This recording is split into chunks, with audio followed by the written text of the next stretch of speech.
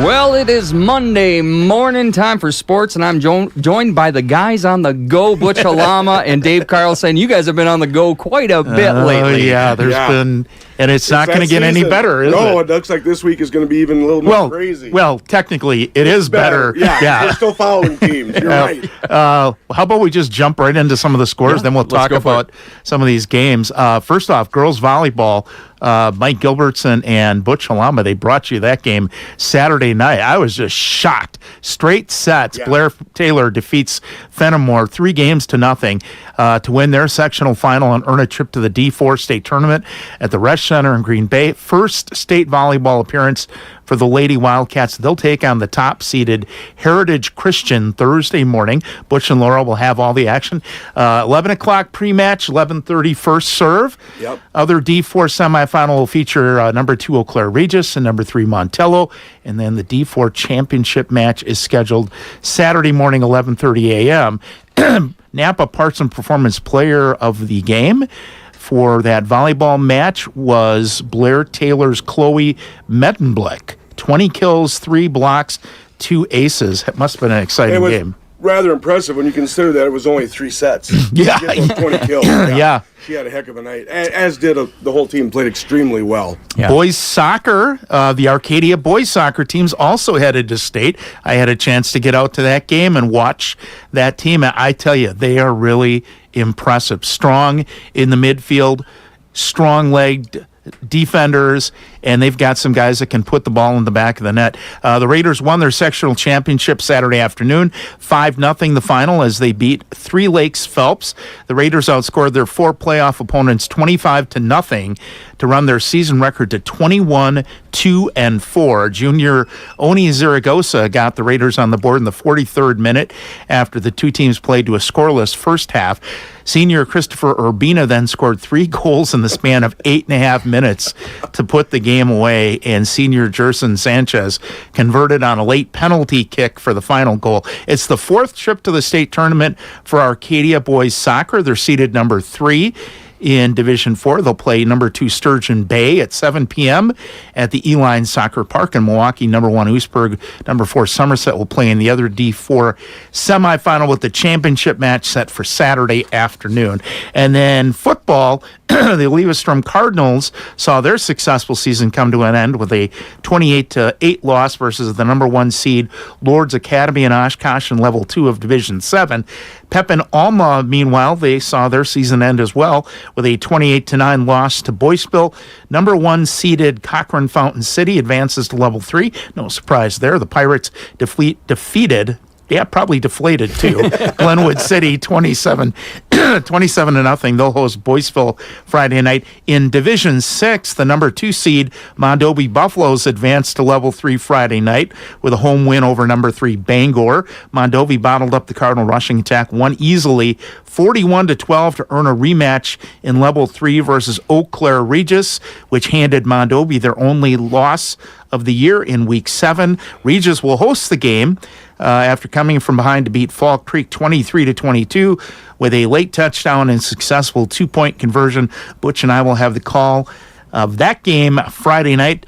Probably about a 6:15, 6:20 pregame. We've got a lot to talk about. And a 7 o'clock kick. Meanwhile, number 1 seed Edgar and number 2 Bondwell will play in the lower part of the bracket Friday night, and the winners from those 2 games will play in level 4 next week. The Napa Parts and Performance of Independence player of the game in that Mondovi Bangor game was Cameron Gruber of Mondovi. He carried 8 times for 93 yards and scored 3 touchdowns for the Buffaloes. Also added 2 catches for 13 yards. And finally, in state cross country, it is a busy time of the year. The Cochrane Fountain City Girls finished 4th as a team in Division 3, and their top finishers were Addie Dillman, who covered the 2-mile... No, that's not right. Hang on a second here. Covered, I think, the 3-mile course. Does that sound right? Yeah, 3-mile, I think, in 18 minutes and 36 seconds. Paxton Dillman finished 6th. Kinley Arneson, 27th. And Ashlyn Ernie, 47th. among the D4, D3 girls. And that's what I got. Now let's talk about what we're doing here this week. Yeah, you guys got a lot going on this Yeah, week, we're don't you? crazy here, but we're going to tackle it anyway, aren't we? Yeah. Laura and Butch will be getting in the car bright and early on Thursday morning and driving across the state to do that. And then we're going to follow boys soccer, and then we got boys football or high school football on Friday night, and then hopefully we're doing some state championship games on Saturday. We could have a repeat performance at Green Bay at the Rush Center at 11:30, and then at Milwaukee. It's not Milwaukee, greater Milwaukee area, Yeah, right? Is where yeah. the soccer's. Yep. Dave's going to be down there and do that game, and yeah, we're gonna get some miles on this week. I just got to tack on a little bit more. I mean, it was the first time I'd been to an Arcadia soccer game, and the turnout was fantastic. Yeah, they draw. The community really supports that team, and their coach. Help me with Luis. his name, Luis. Yep, Coach Luis. He I didn't know what the story was, but after the game, he crawled on his knees, not hands and knees, just knees across the entire field from the far side where the teams are on the sideline, all the way across to the near sideline, where the press box and the fans are. And apparently he had told the team, he prayed for them to win that game and said if he did, that he would crawl on his knees, knee walk across the entire field. And he did. And it was kind of a moment of drama, before everything else happened. And he made it. But let me tell you, he was out of breath when he got over there. But, just the excitement and a little bit more of the festive atmosphere of that soccer program. I mean, going to a soccer game at A level is a different kind of thing. Yeah. Because you're not scoring constantly, and you have to embrace and love, how important it is to play midfield defense, back row defense.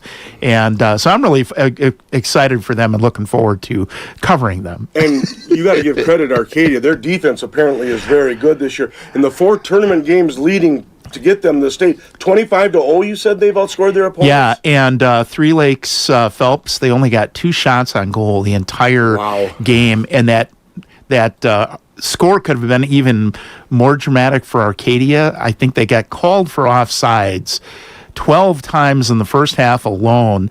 I mean, they were relentless in their attack, and I don't want to throw shade to any officials or whatever, but some of these offsides were really kind of questionable. And that's just the nature of offsides in soccer, is it's a little bit subjective, but they were relentless. Three Lakes Phelps had a hard time even getting it out of their own end. And, talking about the football and, the great scores, Cochrane Fountain City now through 11 games has given up 21 points total. Yeah. 14 to Alma Pepin, and then there was 7. Was that to Oliva Strum, or was that? Yeah, I haven't looked at who else is left in that bracket, but I would have to say CFC is probably a favorite to be playing in Madison in a couple weeks. Wow. Yeah, so we've got some great sports here locally, high school. We won't talk about the Packers. Yeah, let's not. That was 3 hours of my life I'll never get back. That's exactly what I said to Cinda after the game yesterday. I'm like, well, I could have just done my yard work 3 hours ago, and now I have to do it after that. My wife blames it on me because since working here, I've actually got interested in sports.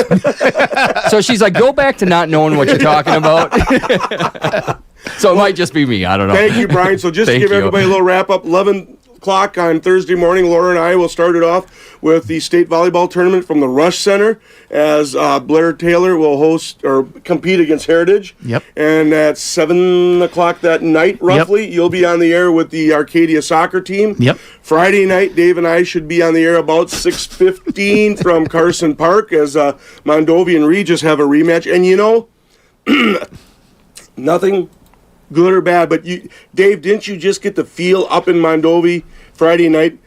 Fans, coaches, players on that Mondovi solid line Fall Creek led until the final minutes of that game, and I think they're quite happy the way it turned out. I think they wanted to face Regis. Yeah, that's a tough one, because if Fall Creek would have held on, then Mondovi would have been playing at home against a team that they beat fairly handily earlier in the year. We had that game, but I think deep down, everybody from Craig Loscheider, their head coach, on down, wanted a second shot at Regis, and you know, got their wish. if not for a last-minute Hail Mary touchdown pass, Mondovi would be 11-0 at this point, and They'd probably be hosting. and they would be hosting probably Regis. Yep. But yeah, it'll be an exciting game. Mondovi got stalled at level 2 the last couple of years, and now they've broken through to level 3, and they are one step away from playing in a state semifinal game, which is what level 4 basically is. Thanks, Dave. We appreciate you being on the air with Brian and myself. And Brian, thanks for letting us interrupt your show. We'll let you get back to some music now. All right, we're going to get back into it. We're going to start off with your headline news and weather in just a moment. Your hometown location.